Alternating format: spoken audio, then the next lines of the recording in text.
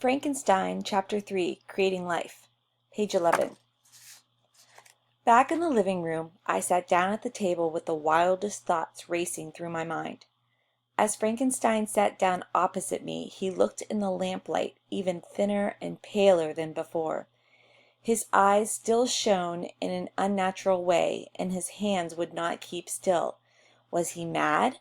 Was the man in the bath someone he had killed? For the first time in my life, I think I feared him.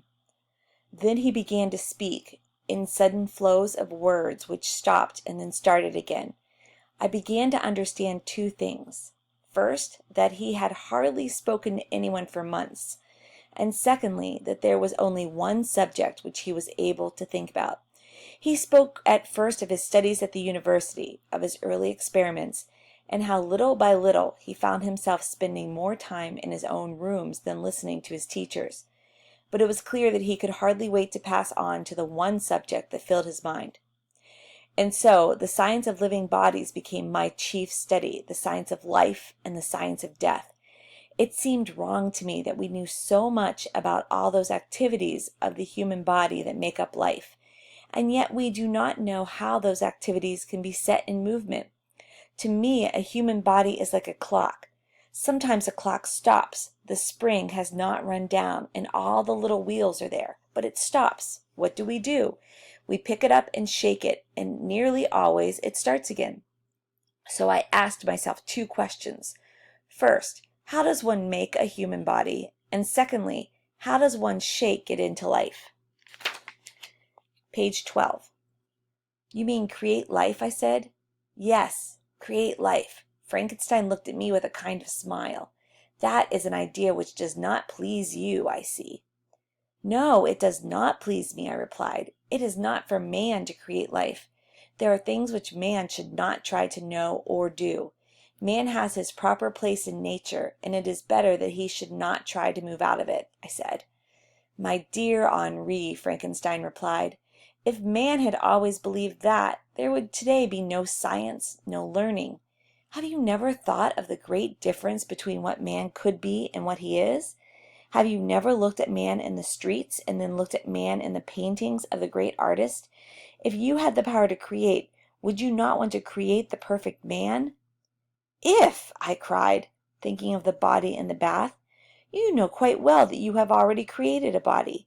Do you think you have the power to give it life? Frankenstein did not answer.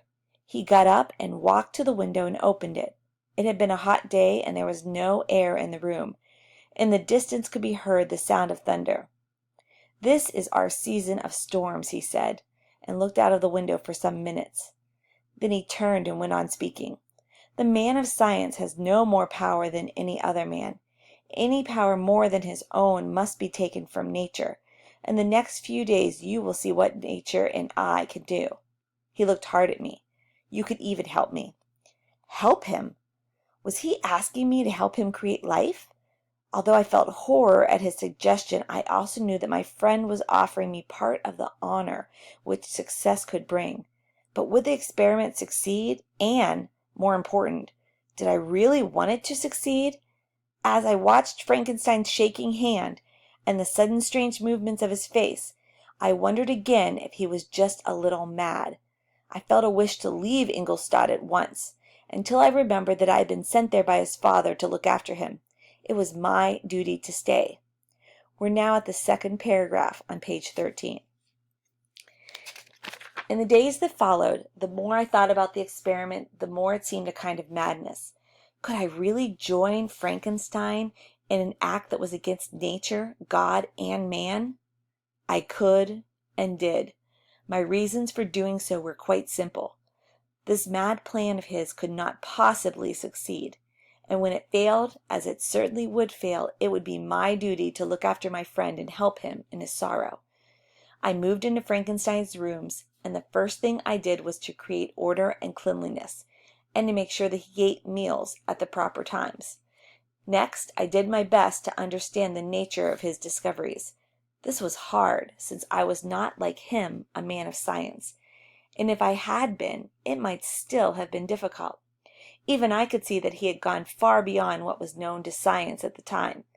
He tried to tell me, but I never did understand, and I ended up simply doing what he told me to do. It was not, in fact, understanding that I needed most in my work for Frankenstein, but strength of mind. I had to work in a room filled with jars containing every part of the human body, arms, legs, hearts, everything. This was quite disgusting to me, but Frankenstein seemed quite untroubled by it, and picked up these human parts as coolly as a woman in the kitchen picks up a piece of meat. In order to get what I need for my work, he said, I have had to go to the hospital, the prison, and even the place where dead bodies are put into the ground. To create life, turn to page 14, I have had to live side by side with death. But it was not the eyeballs which stared at me from inside the jar as I entered the room, or the brain lying in its clear liquid like some strange sea creature, or the carefully cut off hands waiting for something to get hold of that really troubled me. It was the center of it all, the long white bath where he lay. I often used to think as we worked that he was asleep, and that we and our doings were part of his dream. Or was it that I was asleep, and that he and Frankenstein and that room were part of mine? At first it was all so strange, but as the days passed I began to lose my fear of him. After all, this was to be the perfect man, and Frankenstein had chosen his parts well. Certainly he had strength and beauty, more than 2 meters tall, and with that long golden hair he appeared more than human. Of the brain that slept behind those closed eyes I knew nothing, but Frankenstein was quite sure that its powers would be no less than the strength of his body. I had only one doubt. So, I said one day, while we were sitting eating in the living room, strength, beauty, and cleverness will be his. But what about goodness? Does that perfection which you plan for him go so far? It is all prepared, said Frankenstein in reply. I have plans to take him to live in a place far from the spoiling example of man, where training will bring out his natural goodness. Man is always born good. Evil can only come from man's bad treatment of man. Treat him justly, and he will be good. I could not answer this. It was what I too believed, and for the first time my mind began to enter the world of Frankenstein's hopes and dreams. Suppose, after all, that the dream came true. The body was complete. Could the life force be made to enter into it? As if he knew my unspoken thoughts, Frankenstein then spoke. I am now ready. I am only waiting for the right conditions. He went across to the window and opened it. Again I heard the sound of thunder. We shall not have long to wait, he said.